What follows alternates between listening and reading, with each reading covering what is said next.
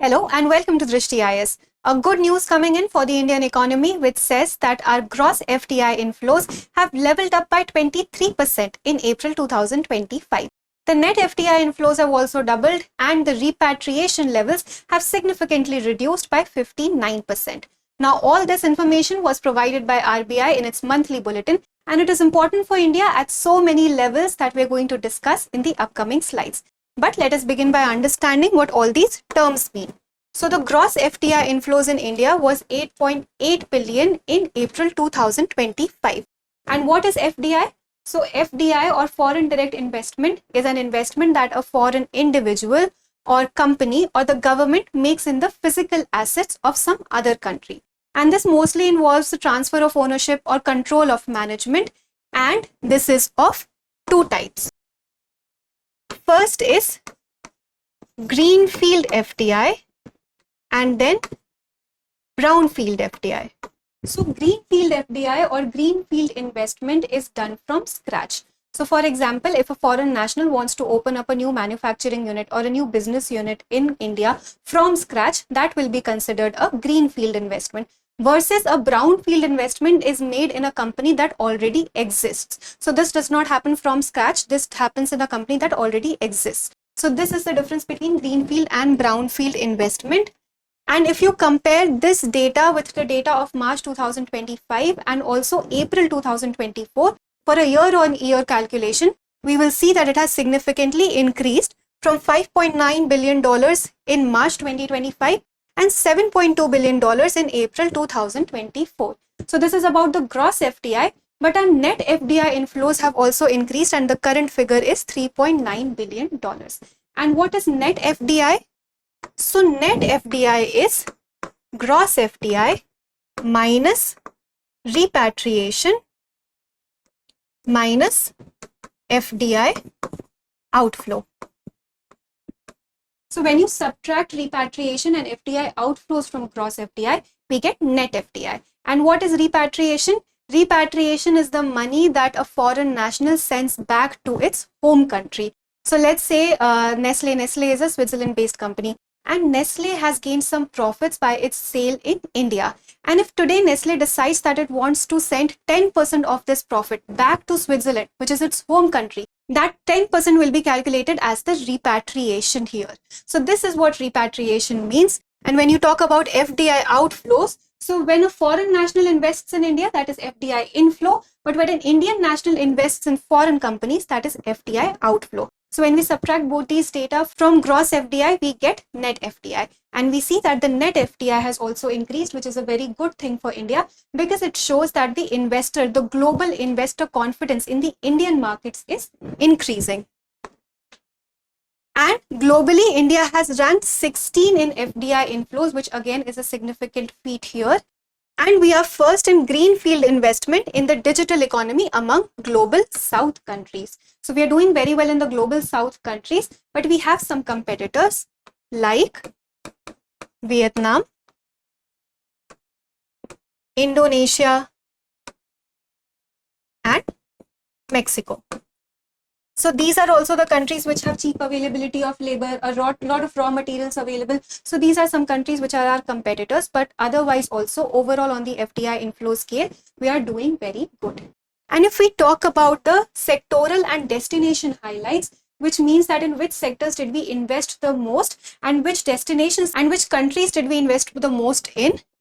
If we look at the inflows, FDI inflows, FDI outflows, we will see that the maximum investment that we received from outside was number 1 in manufacturing sector and number 2 in business services sector. In fact, these two sectors received approximately 50% of the total FDI inflow of India. That is how significant these two sectors are. And if we talk about outflows, where our money went, so the first sector was electricity, water, and gas. And the second sector was finance and insurance. So these are some crucial sectors for our FDI inflow and outflow. And if we talk about destinations, which means where did we invest the most in, where did we do our maximum foreign direct investment, those were Indonesia, Mauritius, somewhere here, and Germany. So these three countries were our top FDI outflow countries. Now, if we look at the reasons for these increased FDI, so there could be multiple reasons for this. And number one reason is the growing economic growth of India. So we know India is one of the fastest growing economies in the world, and this is creating a lot of confidence in the foreign investors. People are wanting to invest in the Indian market because our economy is growing strong. Then we also have policy reforms in the FDI sector. We have made investment in India easy. The ease of doing business is increasing in India. So there's lesser paperwork that's required, lesser approvals are required. We can do FDI through the automatic route, lesser compliance is required, and in return, lesser delays are happening. And these are the reasons that people are wanting to invest more in India. Then there are also PLI schemes. PLI or policy linked incentive schemes, which are being run in 14 key sectors, and these sectors are also receiving a lot of FDI. We have Make in India. So Make in India talks about making India a global manufacturing hub, and this is also making India an attractive investment market. So this is also one of the reasons for increasing FDIs.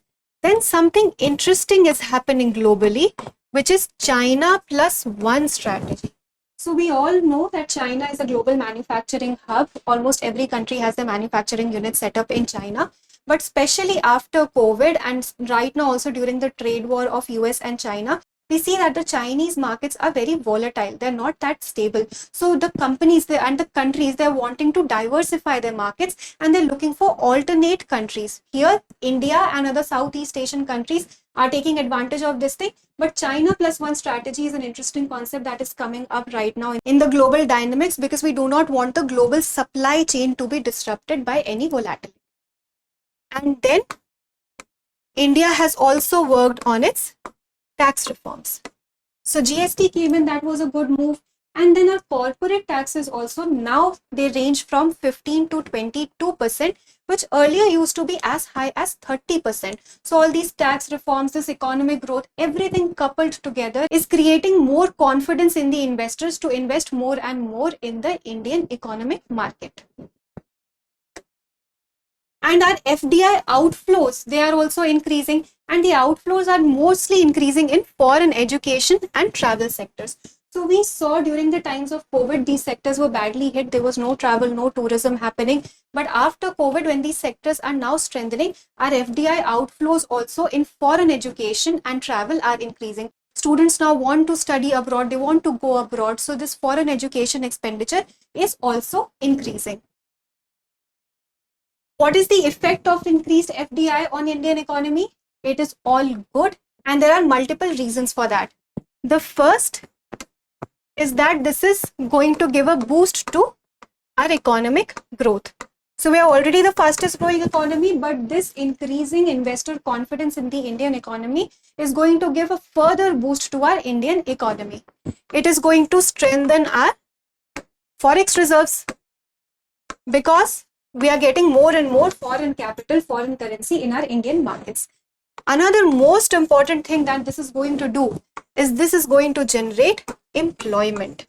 We know that India has a huge demographic dividend. We have a lot of people who fall in the working population age group. And with this increased investment, with more and more companies and factories being set up, if we can provide employment to our youth, that is going to solve the huge unemployment crisis that we see in the rural areas and the urban areas, and especially in the youth population of India. So this is a very important effect that this is going to have on Indian economy.